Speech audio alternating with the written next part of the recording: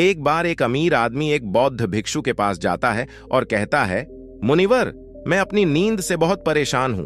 बहुत कोशिश करने के बाद भी मुझे देर रात तक और रात को सोने से पहले नींद नहीं आती। सभी के विचार मेरे दिमाग में घूमती रहती है और जब मैं सो जाता हूं तब भी मैं रात भर करवटें बदलता रहता हूं और जब मैं सुबह उठता हूं तो मुझे अच्छा महसूस नहीं होता। मैं थका हुआ और बेचैन महसूस करता हूं। कृपया आप मेरी इस समस्या का कोई समाधान बताएं। बौद्ध भिक्षु ने कहा, इससे पहले कि मैं आपको आपकी समस्या का समाधान बताऊं, मैं आपको गौतम बुद्ध की गहरी नींद के रहस्य के बारे में एक छोटी सी कहानी बताना चाहता हूं। उस आदमी ने कहा, जैसी आपकी इच्छा मुनिवर। बौद्ध भिक्षु कहने लगे, तथागत गौतम बुद्ध जब सोते थे तो पूरी रात उसी अवस्था में रहते थे, कभी करवट नहीं बदलते थे।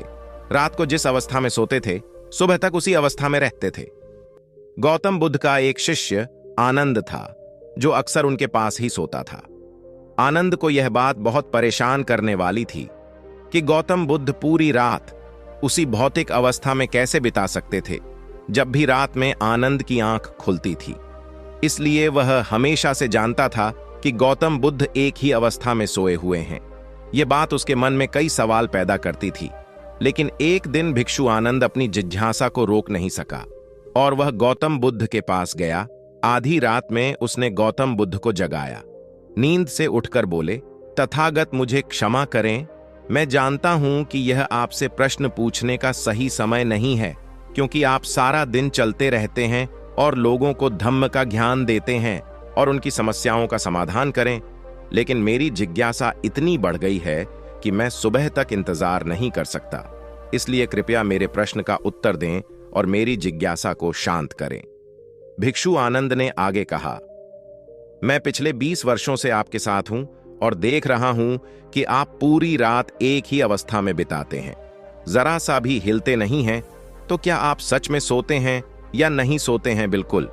गौतम बुद्ध आनंद की ओर देखकर मुस्कुराए और बोले, मैंने अपने लिए सोने की सही स्थिति ढूंढ ली है। अब मुझे सोते समय हिलने डुलने की जरूरत नहीं है। मैं नींद की अवस्था में भी जागता रहता हूं, जबकि मेरा शरीर सो रहा होता है, लेकिन मैं जागता रहता हूं। सवाल यह नहीं है कि नींद की अवस्था में शरीर चलता है या नहीं।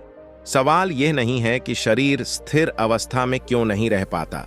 असली कारण तो मन है। मन ही शांत और स्थिर नहीं रह पाता और यही कारण है कि हम नींद की अवस्था में भी अपने शरीर को हिलाते रहते हैं। लेकिन मैं इन सब चीजों से परे आ चुका हूं। अब मेरे अंदर मन नाम की कोई चीज नहीं बची है।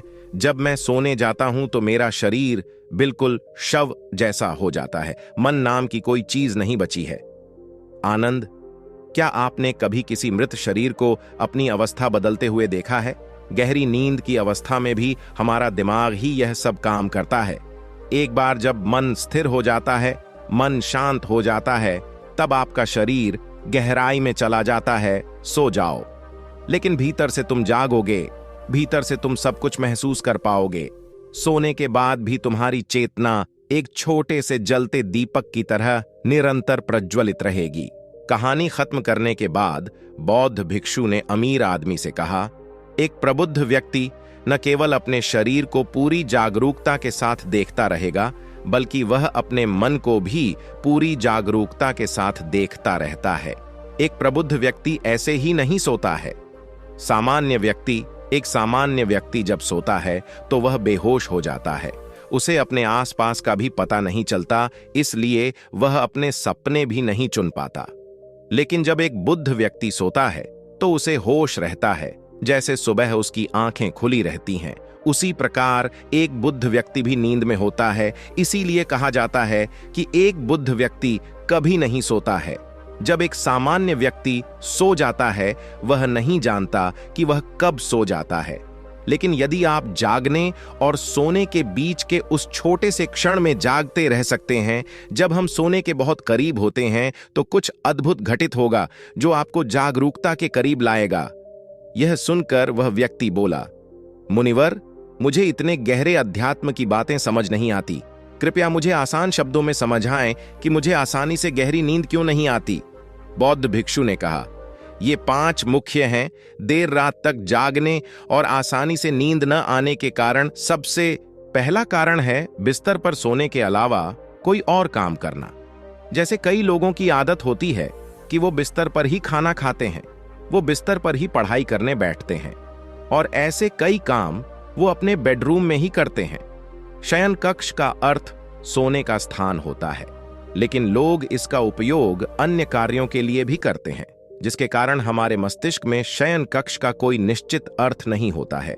इसलिए जब हम बिस्तर पर सोने जाते हैं तो हमारा मस्तिष्क इसे पूरी तरह से स्वीकार नहीं कर पाता है कि अब हमें सोना पड़ेगा, क्योंकि तुमने एक ही जगह पर दूसरे काम करने की आदत बना ली है। दोस्तों, अगर हम आज के समय के हिसाब से बात करें तो हम बिस्तर पर लेटकर भी फोन पर बात करते हैं, बिस्तर पर बैठकर ऑफिस का काम भी करते हैं, चाहे वह फिल्म देखना हो, खाना खाना हो, वीडियो गेम खेलना हो या गपशप करना हो। आजकल लोग अपना ज्यादातर समय बिस्तर पर लेटे हुए बिताते हैं, जिसके कारण हमारे दिमाग में बिस्तर अब सिर्फ सोने की जगह नहीं रह गया है। और ये एक बड़ा कारण है कि जब हम बिस्तर पर जाते हैं तो घंटों तक नींद नहीं आती। बौद्ध भिक्षु ने आगे कहा, बौद्ध आश्रमों में भिक्षु सुबह उठते ही अपना बिस्तर छोड़ देता है और फिर रात के समय ही वापस बिस्तर पर जाता है, जिससे उसके दिमाग को पता चल जाता है कि बिस्तर पर जाने का मतलब बिस्तर पर जाना है। गहन निद्रा, अच्छी और आरामदायक नींद न मिलने का दूसरा कारण है सोने का कोई निश्चित समय न होना। बौद्ध भिक्षु ने कहा, अगर आप सुबह जल्दी और पूरी नींद के साथ उठना चाहते हैं तो आपको रात में जल्दी और एक निश्चित समय पर सोने की आदत डालनी होगी। बौद्ध आश्रमों में रहने वाले भिक्षु हमेशा रोशनी लेते हैं और सोने से कुछ घंटे पहले एक निश्चित समय पर आसानी से पचने वाला भोजन करें और हर दिन एक निश्चित समय पर सो जाएं। तो इस तरह वे एक निश्चित दिनचर्या का पालन करते हैं। दोस्तों, अगर हम हमारी आज की जीवन शैली की बात करें तो ज्यादातर लोगों के पास न तो सोने का न ही उठने का कोई निश्चित समय है और न ही वे इस बात का ध्यान रखते हैं कि रात का खाना हल्का और जरूरत से थोड़ा कम हो, बल्कि उनका मुख्य भोजन है केवल रात्रि में है। वीकेंड पर वे देर रात तक जागते रहते हैं क्योंकि अगले दिन कोई काम नहीं होता है। अगर वे रात में फिल्म देखने लगते हैं तो चाहे कितनी भी रात हो जाए, वे फिल्म पूरी करके ही सोते हैं। समय और जीवन के बीच कोई सामंजस्य और नियंत्रण नहीं है। और फिर ये वही लोग हैं जो अगले दिन अधूरी नींद के साथ उठते हैं और पूरे दिन बेचैनी और थकान महसूस करते हैं। यौगिक संस्कृति में नींद को एक चमत्कारी दुनिया कहा जाता है। अगर आप नींद को समझ जाते हैं तो आप नींद में अपने अंदर बहुत कुछ पैदा कर सकते हैं, और अगर आप नहीं समझे तो आप इसे खराब भी कर सकते हैं। बौद्ध भिक्षु ने आगे कहा, गहरी नींद न आना और सुबह उठने पर अच्छा महसूस न करना। तीसरा कारण है सोने से पहले नकारात्मक चीजों के बारे में सोचना। जिस तरह के विचारों के बारे में सोचते हुए आप सोते हैं, जब आप अपनी आंखें खोलते हैं सुबह में, ये पहले विचार हैं जो आपके मन में आते हैं।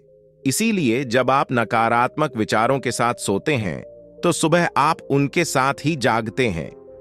बिस्तर पर लेटे हुए जब हम सोने ही वाले होते हैं, तब हमारा अचेतन मन सबसे अधिक सक्रिय होता है और इस समय हम जो विचार अपने अंदर पैदा कर रहे होते हैं, हमारा अचेतन मन उन विचारों को सीधे स्वीकार कर लेता है और उन्हें वास्तविकता में लाने का प्रयास करता है। हमारा अचेतन मन ऐसा नहीं कर पाता है। अच्छे और बुरे विचारों में से चुने। यह नहीं जानता कि हमारे लिए क्या अच्छा है और क्या बुरा। यह बस प्राप्त जानकारी पर काम करना शुरू कर देता है।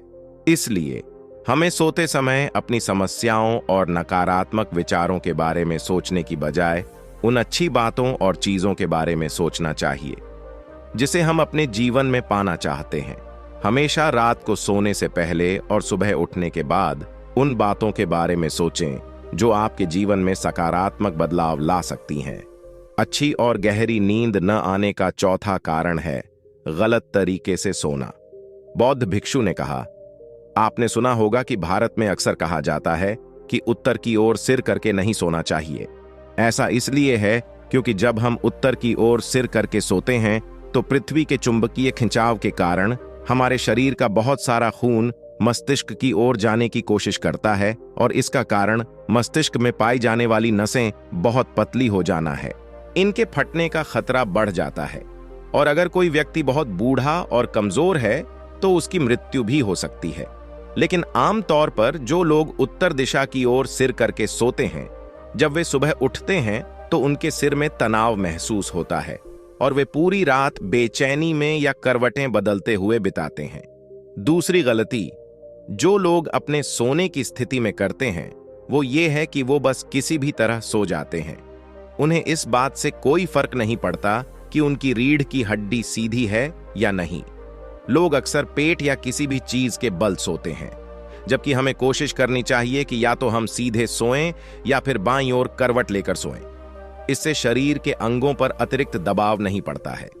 सोते समय बहुत मोटे गद्दे का प्रयोग न करें, क्योंकि इससे आपकी रीढ़ की हड्डी झुक जाती है और गहरी नींद में बाधा आती है। इसके अलावा ज्यादा मोटे तकिए का इस्तेमाल न करें, इससे आपकी गर्दन ज्यादा मुड़ती है और शरीर में तनाव महसूस होता है और इससे आपकी गहरी नींद में बाधा उत्पन्न होती है। देर रात तक नींद न आना और रात भर नींद में बेचैनी का पांचवा कारण है अधिक मात्रा में और देर से पचने वाले खाद्य पदार्थों का सेवन करना। अगर आप रात के समय घुटन भरे और अत्यधिक तैलीय पदार्थों का सेवन करते हैं तो इससे हमारी नींद में भी खलल पड़ता है, क्योंकि इन पदार्थों को पचाने में बहुत अधिक समय और ऊर्जा लगती है।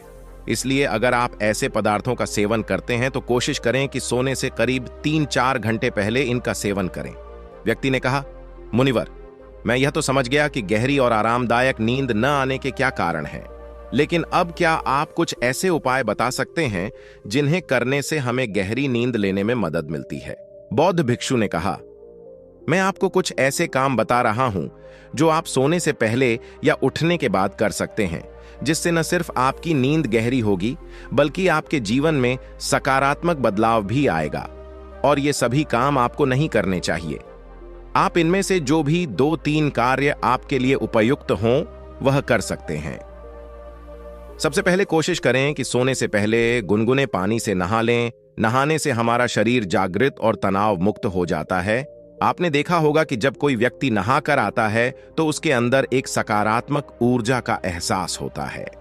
वह अधिक खुश और तनाव मुक्त नजर आता है। इसका कारण यह है कि हमारे शरीर का अधिकांश भाग पानी है और पानी हमारे शरीर का मूल अंग है। यदि संभव हो तो सोने से पहले अपने शयन कक्ष में किसी जैविक तेल और रुई का दीपक जलाएं।